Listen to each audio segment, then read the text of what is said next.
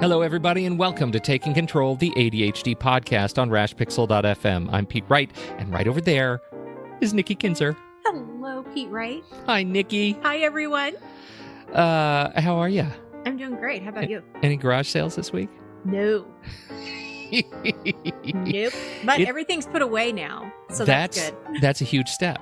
Yes. It's got to feel cleansing. It took me 2 weeks, but everything's put away. It's finally back to normal. It's finally back to normal, yes. It's graduation week here as I record this, and well, at least for one of my kids. The first of my kids is finally out of school. I know I'm saying that weeks and weeks late for much of the country, but finally I am joining at least partially the world in summer.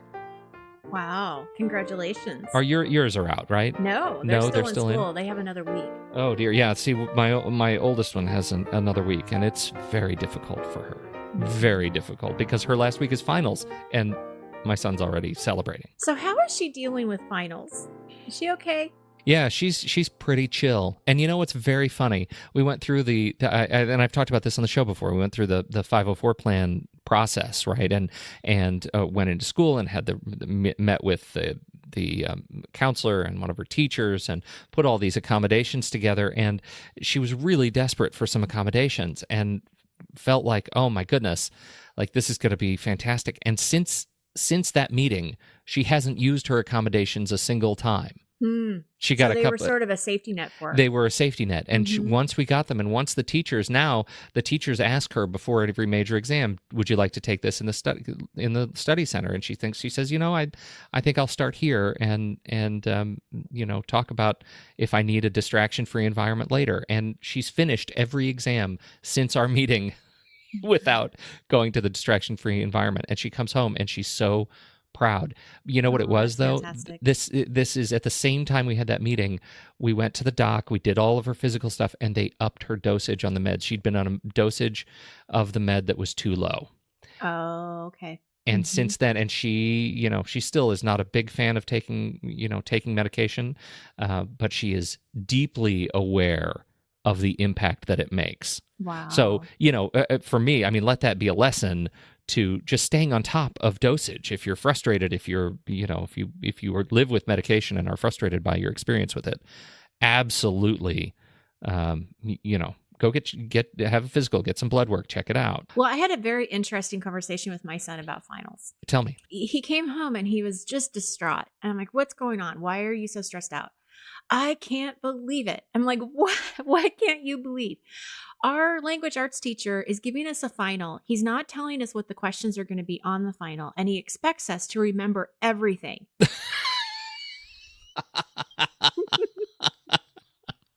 And I looked at him and I'm like, well, what do you think a final is? He's just like, he was just beside himself. And I'm like, well, the teachers aren't supposed to give you the questions. Well, they usually do. I'm like, well, you know what? You're in 8th grade and they're probably prepping you for high school, because I can guarantee you in high school, it's not going to happen. And he was just beside himself. And then, of course, it turned around to where I know nothing. I haven't been in school for a long time, so I don't know how they do it. No, yes, of course. I love teenagers. They're the best. Hey, I have one more little bit of follow-up before we dig into the show. I just want to share. Actually, 2 emails that I have received from listeners. And the first one, I lamented about my pending diet and the struggles that I've had over the last couple of years and weight gain and all that stuff. And I just wasn't feeling good last week. Do you remember this? Do you remember this conversation? Of course I remember. Yes. In fact, you inspired me to drink more water this week. Well, good. At a minimum. Note, I should say that you asked for the whole diet, but if I inspired you to drink more water, so be it. Yeah, I can't do exactly what you're doing, but I am trying, and I do feel better this week. So that's really good. You are an inspiration, Pete Wright. Well, it's been the very low calorie diet is a slog. It's tough, but I'm over. The weekend was tough. I was not a very fun person to be around, shaking the sugar, and I was an animal. I was a savage. I practically eating pillows, but I got through it, and I'm down. I'm down like 11 pounds this morning, so I'm feeling good. Energy level is stabilized, And at my very lowest this weekend, when I was feeling just awful, I got an email from listener Jill, and I just have to share it because it was really touching. I can't tell you how many times you and Nikki have encouraged me and lifted me up from occasionally a pit of despair, disorganization, broken diets, exercise routines, and general negative thinking. Your honesty, insight, and humor continue to be a very important podcast in my week. I will carry some of your despair, send it telepathically so your load feels lighter. You are not alone. I am rooting for you and sending positive thoughts. Kindest regards, Jill. That was about the most moving email I received last week. Well, you have another one that you just don't even know about. Really? Here, so this is coming from a listener. Sending good thoughts to Pete as well. Sugar's a tough one, but once you're on the other side, it's so much better. I've been off sugar and honey, maple syrup, everything, even natural ones. But I do use stevia monk fruit extract. Monk fruit extract, sure. Yeah, you know what I'm talking about. It took me several tries before it stuck, but each time I learned a little more about myself until I was finally able to kick it for good. Go, Pete. You can do this. Oh, there you go. See, that is, let me just say, it is touching, but those are just, those can come off as platitudes. What I really mean to say is those are enormously motivating. Yes. And we'll talk more about that when we get into the meat of the podcast. I have more thoughts, but I just want to say right up front, thank you, because it is motivating. It makes me make better decisions as I clear the alien out of my system. So thank you for that. We got another message from Elizabeth, who writes, she says, hey, Pete, Nikki and Pete, I love the show, and this is my second time getting in touch. You already answered my question about getting married and starting a family with ADHD. Yes, we did. I remember that. She wanted to share something that she says may help other listeners. I hate figuring out what to wear to work in the morning. I work in an office, and I used to frequently be late to work because I couldn't figure out what to wear. I heard about the Day One app on your show, and I have been using it to help me. Whenever I wear an outfit I like, I snap a picture and log it into the Day One app. Now I have about 2 weeks of images to choose from in the morning, and I know I will feel confident in those outfits. The main challenge with this is remembering to take the photo when I have a new outfit I like, because it's not an everyday thing.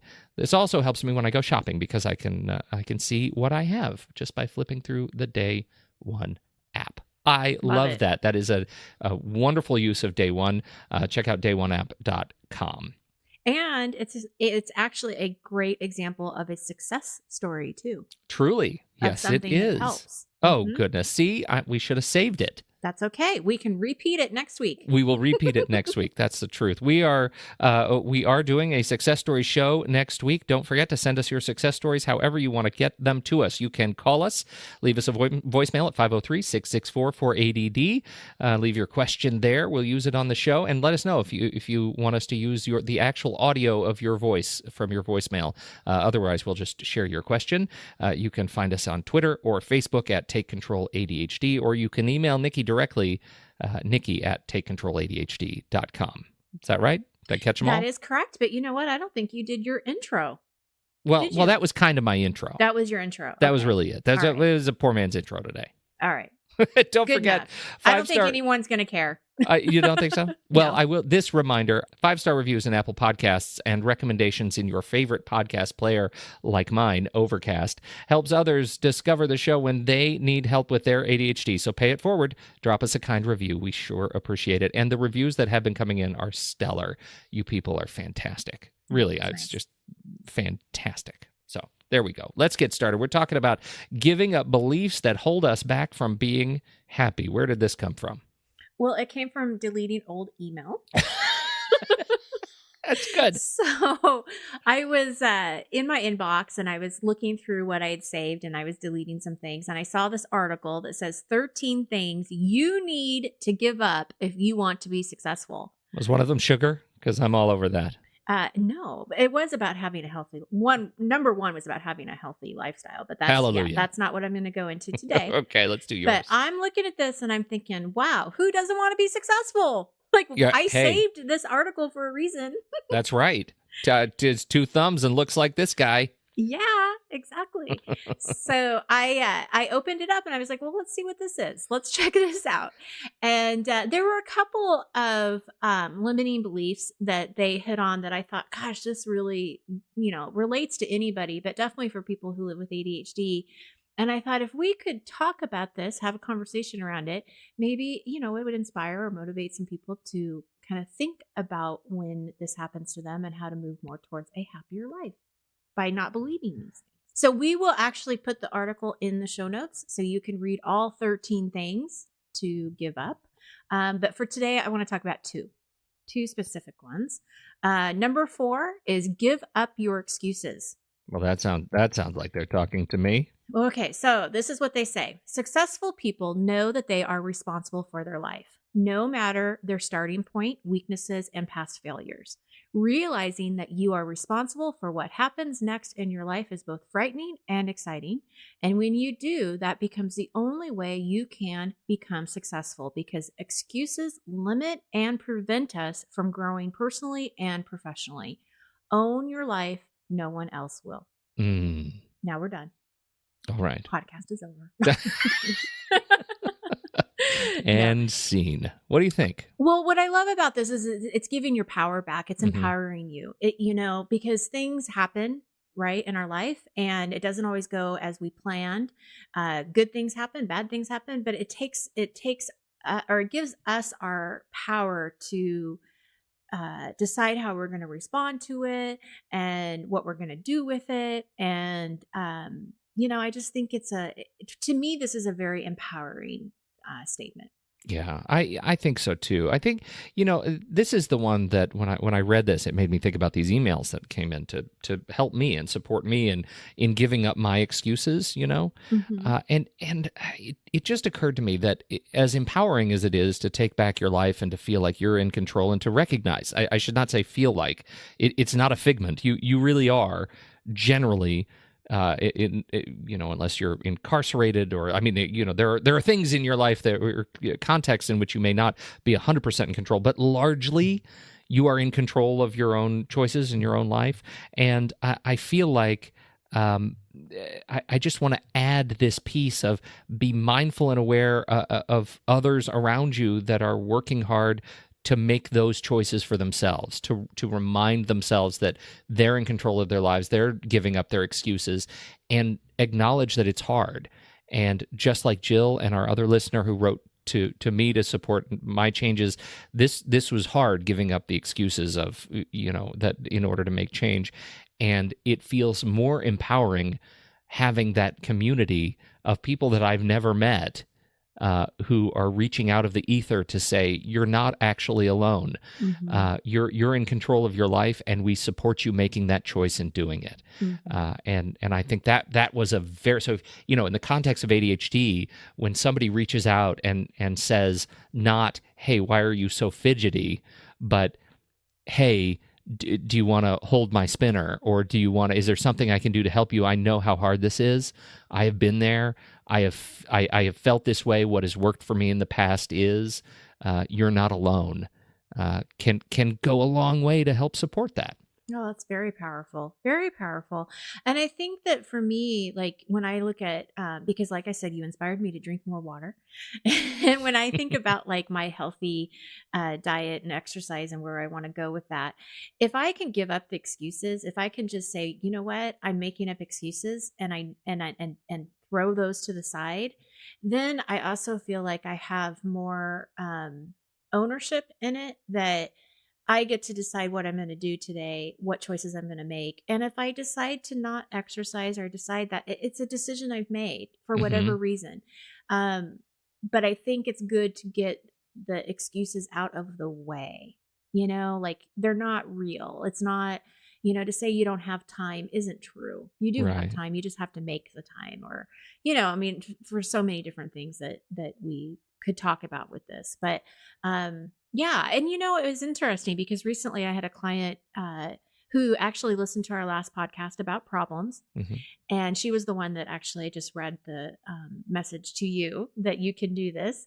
But Oh. one of the things that she said is, she said, I hope you make a great day. Oh, I really like that. Yeah, I hope you make a great day. And she followed up with, we really do have the power and choice to do that. Well, first of all, I can't tell you as a coach how proud I am of this client to be able to say that, because it's not always easy to see. But it's just such wise words to remember, and words I'm going to always remember. Make it a good day, and design your life where there is very little regret, and you can look back and think, I was mindful, and I did live in the moment, and I enjoyed these moments, and made it the best that I could, because we all have things that are going to go sideways. That's just life, right? Absolutely. That was number 4. Number 4. What is the next number we are doing? Number 5 is give up the fixed mindset. People with a fixed mindset think their intelligence or talents are simply fixed traits, and that talent alone leads to success without hard work. They're wrong. Successful people know this.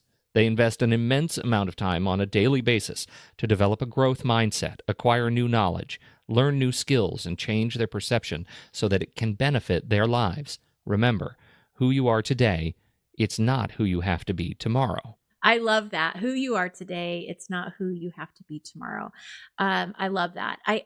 This growth mindset I guess it's like a theory, right, that they are teaching in schools. And my daughter was taught about this growth mindset. And so anytime you hear anyone in the family say, I can't do something, she'll be like, yes, you can. Growth mindset. Yes, you can. I can do hard things. And that's what she says. She goes around saying, I can do hard things. So when she says that she can't unload the dishwasher, I'm like, yes, you can. You can do hard things. She just looks at me. But, I love this idea that can't isn't an option. You're going to look for a different option. And this is definitely a limiting belief that I want people to really shift and not believe anymore. Again, it's giving you more empowerment. It's giving you design rights of your life and what you deserve to have.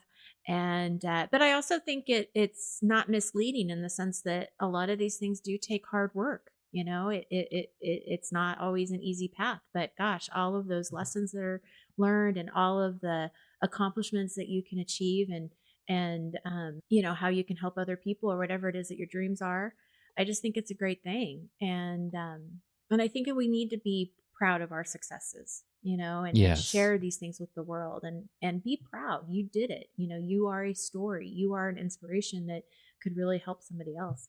Can I tell you something that I keep in the back of my head that helps me with this?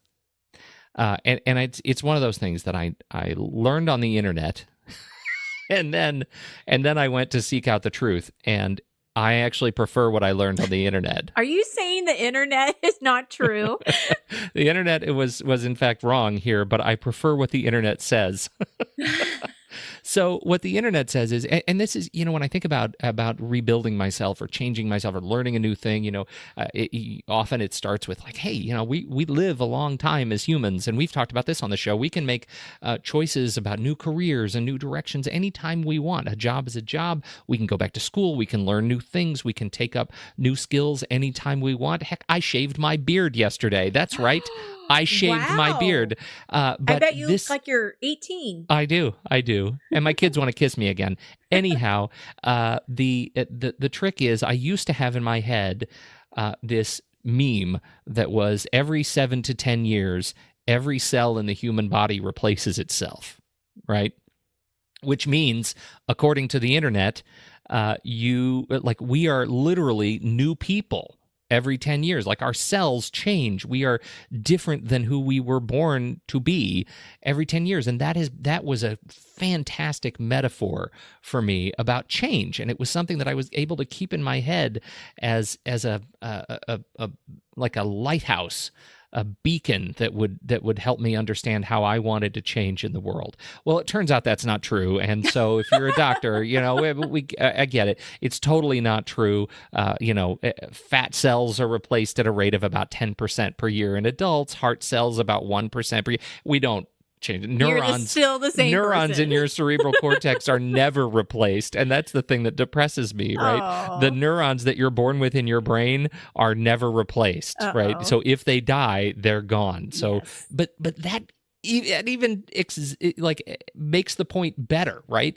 Because that means you have to keep your brain firing in order to stay alive. And I don't mean breathing, I just mean engaged. Right. It is all that much more important that you are learning new things, you're trying new things, you're keeping your body, you're making good choices for your body, you're learning little workouts you can do, stand up on your tiptoes over and over again while you're waiting in line, things that you can do to engage every one of your senses all the time will make you feel that much better, live longer, and be happier. That's what I think about. I love that. I also remember learning time, right? Interstitial time between things is time you can engage your brain. Audiobooks, podcasts, whatever it is, engage your brain on downtime. The time between time is time. It doesn't all have to be marked as sitting down or resting or turning off or opening Facebook. I love these little reminders, these little lessons, and they attach to me the ADHD time. Interstitial time is time to really sit back and focus on, have I put everything that I'm going to need to remember in a list? Can I review the list and see if it triggers anything I've forgotten? Do I have everything I need in the place that I need it? Like, I just have to go through my routines. So that's yet another thing you can do to stay on top of it. That's a really interesting point, because I just had a client who was struggling with that because she was constantly leaving things behind. So, she was forgetting things for her meetings and stuff like that, and losing important journals and stuff like that. So that might be something we may want to talk about. Let's do it. Yeah. Let's get it on the list. Yeah. Because I think those routines, and that's what kind of highlighted when you said that. It was like, it's those routines that you have to really depend on to those checklists and such. So yeah, let's put it on the list. Later. There you go. A future show has just been inspired right here. That's right. Live. I love it. Thank you. I will say, we are taking a break. We are. Right? Should we mention the vacation? We probably should. We should. So not next week. We have one more show coming up next week, and that's our show on success stories, and then we're taking a break. We're taking the month of July off because what people are not doing in July, generally, according to our stats, is listening to podcasts. And so we, too, are going to take a break from July. So we'll come back first week of August with a whole slate of new shows. So next week we've got one new show, and then don't unsubscribe. We're still around. We're just taking a little snoozer. That's right. For the month of July. It's a good time to check out some of the back episodes. That's right. Absolutely. All right. Thanks, Nikki. Thank you. It's been a treasure. It's been a real pleasure today. And a treasure. Pleasure treasure. It's a pleasure treasure. It's a pleasure treasure. That sounds weird. Look at how fast that got strange. All right. We're going to leave now. We are going to leave now. On behalf of Nikki Kinzer, I'm Pete Wright. We'll catch you next week right here on Taking Control, the ADHD podcast.